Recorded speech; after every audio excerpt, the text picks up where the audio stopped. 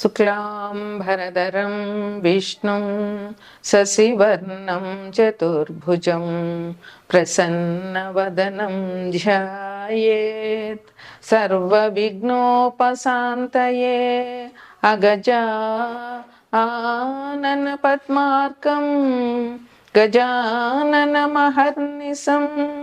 అనేకదంతం భక్తానాం ఏకదంతముపాస్మహే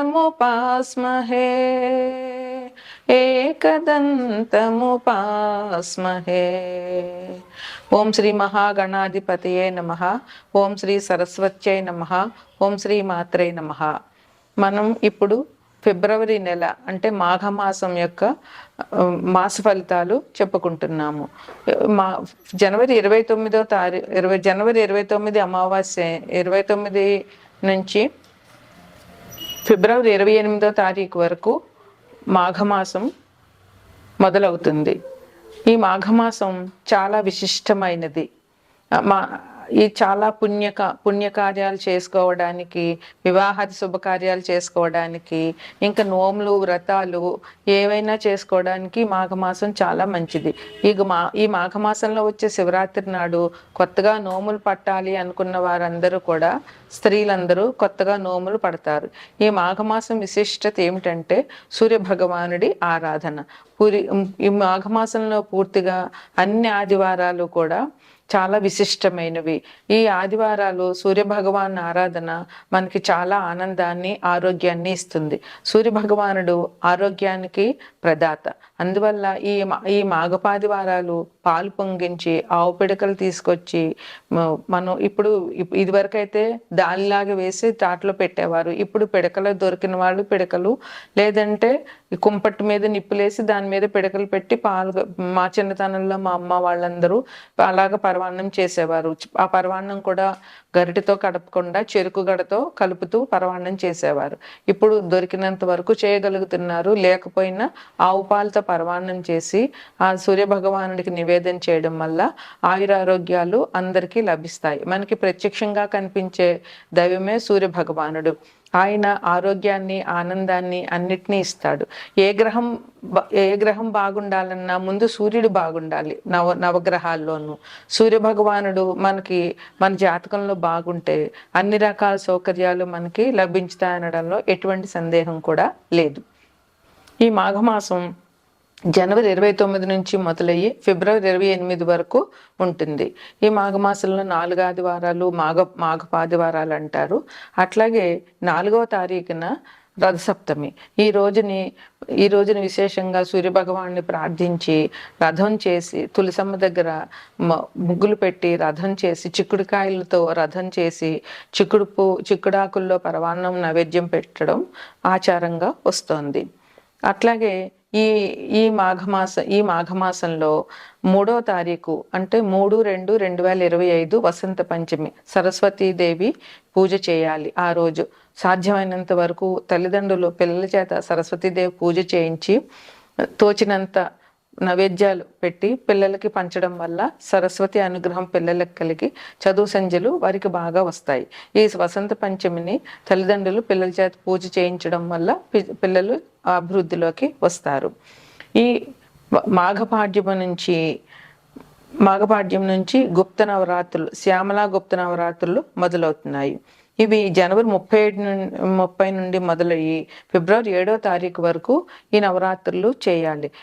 ఈ 9 రోజుల్లోనూ మనకి నవరాత్రుల్లో ఇది కూడా ఒక రకమైన నవరాత్రులు. ఈ నవరాత్రుల్లో సరస్వతీదేవి పూజ ప్రాధాన్యంగా చెయ్యాలి. మాతంగి అష్టోత్తరం కానీ, శ్యామలా అష్టోత్తరం కానీ, లేదా శ్యామలా షోడశనామాలతో అర్చన కానీ, అదంతా రాకపోతే సరస్వతీదేవి అష్టోత్తరం కానీ, లేదా సరస్వతీదేవి సహస్రనామాలతో కానీ పూజ చేసి 9 రోజులు పిల్లల పుస్తకాలు దేవుడి దగ్గర పెట్టి తల్లిదండ్రులు పూజ చేయడం వల్ల పిల్లలు అభివృద్ధిలోకి వస్తారు. ఈ 9 రోజులు కూడా ఈ శ్యామలా గుప్త నవరాత్రులు కూడా ఈ మాఘమాసంలో చెప్పుకోదగినటువంటి మంచి పండుగ. ఇక అన్నిటికంటే ముఖ్యమైనది, చాలా విశిష్టమైనది మహాశివరాత్రి. అది ఫిబ్రవరి 26వ తారీఖుని మహాశివరాత్రి వచ్చింది. ఈరోజు శివుడిని పూజించడం వల్ల అందరికీ చాలా మంచి జరుగుతుంది. అన్ని దైవాల్లోకి శివ భగవానుడే ముఖ్యం. ఈయన్ని పూజ చేసి ఈయనకి అభిషేకం చేయడం వల్ల ఎటువంటి దోషాలున్న జాతకంలో అవన్నీ పూర్తిగా పోతాయి. శివ భగవానుడు సంకల్పించితే శివుడు ఆజ్ఞ లేనిదే ఏమైనా కుట్టదు అంటారు. మనకి ఏది జరగాలన్నా శివుడి ఆజ్ఞ ఉండాలి. అందువల్ల శివపార్వతులు ఈ లోకానికి తల్లిదండ్రులు. శివపార్వతులను పూజించడం వల్ల, శివుడికి అభిషేకాలు చేయడం వల్ల, భక్తితో ఓం నమ శివాయ అనే శివ పంచాక్షరి చేయడం వల్ల మనందరికీ కూడా చాలా మంచి జరుగుతుంది. జీవితంలో ఉన్న కష్ట నష్టాలన్నీ కూడా పోతాయి. అందువల్ల ఈ మహాశివరాత్రి నాడు పొద్దున్న ఉదయాన్నే లేచి గుడికి వెళ్ళి శివ దర్శనం చేసుకుని, ఇంట్లో పూజ చేసుకుని, రోజంతా ఉపవాసం ఉండి, రాత్రి ఎవరి ఆనవాయితీని బట్టి వారు పండ్లో ఫలాలో ఏదైనా తీసుకుని రాత్రి జాగరణ చేయడం వల్ల ఈ మహాశివరాత్రి పుణ్యదినం జరుగుతుంది.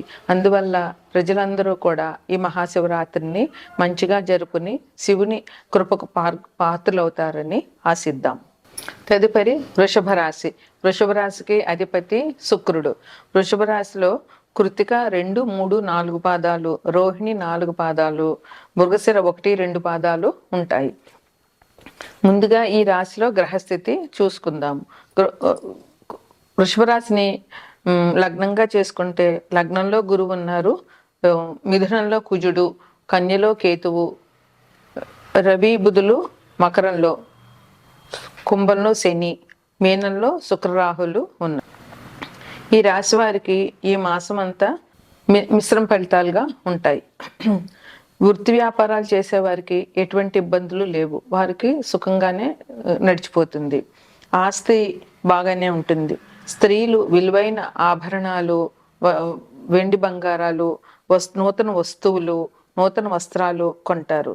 విద్యార్థులకి పోటీ పరీక్షలు రాసే విద్యార్థులందరికీ కూడా ఉత్తీర్ణత అనేటటువంటిది బాగా ఉంటుంది. విద్యార్థులకి ఈ మాసంలో శ్రమ, స్ట్రెస్, ఒత్తిడి తప్పకుండా ఉంటుంది. ఎందువల్లంటే జనవరి, ఫిబ్రవరి, మార్చి అనేది ఇంకా విద్యార్థులకి annual exams, year ending exams అని అవన్నీ చాలా ఉంటాయి. కనుక విద్యార్థులకి స్ట్రెస్ అనేది ఈ 3 నెలలు తప్పకుండా ఉంటుంది. అందువల్ల విద్యార్థులు శ్రమ పడవలసిన అవసరం ఎంతైనా ఉంది. పోటీ పరీక్షలు, పోలీసు ఉద్యోగాల్లో పోటీ పరీక్షలకి రాస్తున్న వారికి మంచి ఫలితాలు ఉండే అవకాశం ఉంది. వారికి పోలీసు పరీక్షలు పోటీ పరీక్షల్లో ఉత్తీర్ణత సాధించి ఉద్యోగం పొందగలిగే అవకాశాలు ఈ మాసంలో బాగా కనబడుతున్నాయి.